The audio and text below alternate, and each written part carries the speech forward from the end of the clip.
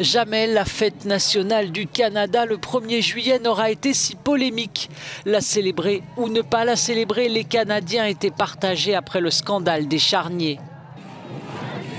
La couleur orange, c'était en mémoire de ces anonymes autochtones dont les tombes ont été découvertes près de pensionnats dans divers endroits du pays. Le 30 juin, la veille de la fête, 180 nouvelles sépultures ont été mises au jour près d'un ancien pensionnat en Colombie-Britannique. Macabre découverte qui s'ajoute aux 751 tombes anonymes mises au jour à Mariéval, dans l'ouest du pays, la semaine dernière, et aux 215 restes d'écoliers trouvés fin mai près d'un autre de ces établissements, à Kamloops, en Colombie-Britannique. Quelques 150 000 enfants amérindiens, métis et inuits, enrôlés de force jusque dans les années 90 dans 139 pensionnats à travers le pays, ont été coupés de leur famille, de leur langue et de leur culture.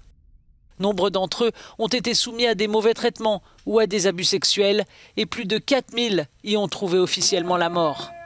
Un génocide culturel, comme l'a qualifié la commission d'enquête, dans un Canada qui fait face à un pan douloureux et bien sombre de son histoire.